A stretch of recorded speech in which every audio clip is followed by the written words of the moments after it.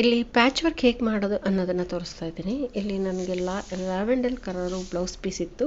Net ಮೇಲೆ ನಾನು work ಮಾಡಬೇಕಾಗಿತ್ತು. ಇಲ್ಲಿ ಲ್ಯಾವೆಂಡರ್ ಕಲರು ನೆಟ್ ಕ್ಲಾತ್ ನನಗೆ ಸಿಕ್ಕಲಿಲ್ಲ, ಎಂಬ್ರಾಯ್ಡ್ರಿದು. ಹಾಗಾಗಿ ನಾನು ಇದನ್ನು ಡೈ ಮಾಡ್ಕೊಳ್ತಾ ಇದ್ದೀನಿ. ಸೇಮ್ ಕಲರು ಬರುತ್ತೆ ನೋಡಿ. ಈ ಸೇಮ್ ಕಲರು ನನಗೆ ಹೊರಗಡೆ ಸಿಕ್ಕಲಿಲ್ಲ. ಹಾಗಾಗಿ ಇಲ್ಲಿ ಒಂದು ವೈಟ್ ಪೀಸಸ್ ಇತ್ತು ನನ್ನ ಹತ್ರ, ಎಂಬ್ರಾಯ್ಡ್ರಿ ಪೀಸಸ್ಸು ನೆಟ್ ಮೇಲೆ. ಇದನ್ನು ನಾನು ಪೀಸ್ ಆಗಿ ಕಟ್ ಮಾಡಿಕೊಂಡು ಇದನ್ನು ನಾನು ಡೈ ಮಾಡ್ಕೊಳ್ತಾ ಇದ್ದೀನಿ. ಇಲ್ಲಿ ನಾನು ಮನೆಯಲ್ಲೇ ಮಾಡ್ಕೊಳ್ತೀನಿ ಡೈ. ಇಲ್ಲೊಂದು ಫ್ರೆಶ್ ನೀರಿಗೆ ಅದಕ್ಕೆ ನಾನೊಂದು ಉಜಾಲ ತೊಗೊಳ್ತಾ ಇದ್ದೀನಿ. ನಾವು ಬಟ್ಟೆಗಳಿಗೆಲ್ಲ ಹಾಕ್ತೀವಲ್ಲ ಅದನ್ನೇ ತೊಗೊಳ್ತಾ ಇದ್ದೀನಿ. ಈ ಬ್ಲೂಗೆ ನಾನು ಫ್ಯಾಬ್ರಿಕ್ ಕಲರು ಪಿಂಕ್ ಕಲರ್ ತೊಗೊಳ್ತಾ ಇದ್ದೀನಿ, ಸ್ವಲ್ಪ ಡಾರ್ಕ್ ಪಿಂಕು. ಇದು ಎರಡೂ ಮಿಕ್ಸ್ ಮಾಡಿ ನಾನು ಮಾಡಿದ್ರೆ ನನಗೆ ಬೇಕಾಗಿರೋ ಈ ಲೈಟ್ ಲ್ಯಾವೆಂಡರ್ ಕಲರ್ ಸಿಗುತ್ತೆ.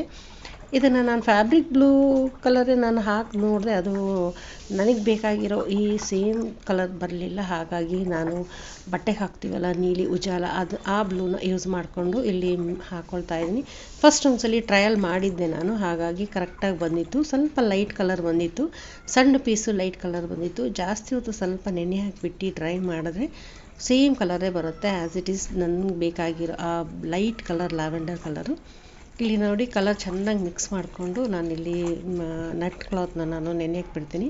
ಇದು ಒನ್ ಅವರ್ ಬಿಡ್ತೀನಿ ನಾನು. ಸ್ವಲ್ಪ ನಟ್ ಅಲ್ವಾ, ಬೇಗ ಅಷ್ಟಾಗಿ ಹಿಡ್ಕೊಳ್ಳೋದಿಲ್ಲ. ಈಗ ನೋಡಿ ನನಗೆ ಸೇಮ್ ಕಲರ್ ಬಂದಿದೆ. ನನಗೆ ಈ ಕ್ಲಾತ್ ಹೊರಗಡೆ ತೊಗೊಂಡ್ರೆ ತುಂಬಾ ಕಾಸ್ಟ್ಲಿ, 3,000ದಿಂದ 3,500 ತನಕ ಹೇಳ್ತಾರೆ. ನನಗೆ ಈ ಪೀಸ್ ಇತ್ತು ಮನೆಯಲ್ಲಿ, ಹಾಗಾಗಿ ನನಗೆ ಬೇಕಾಗಿರೋ ಈ ಕಲರ್ನ ನಾನು ಮಾಡಿಕೊಂಡು ಇಲ್ಲಿ ಪ್ಯಾಚ್ ವರ್ಕ್ ಮಾಡ್ಕೊಳ್ತಾ ಇದ್ದೀನಿ. ಇಲ್ಲಿ ನಟ್ ಮೇಲೆ ನಾನು ಇಲ್ಲಿ ಪ್ಯಾಚ್ ವರ್ಕ್ ಮಾಡ್ಕೊಳ್ತಾ ಇದ್ದೀನಿ.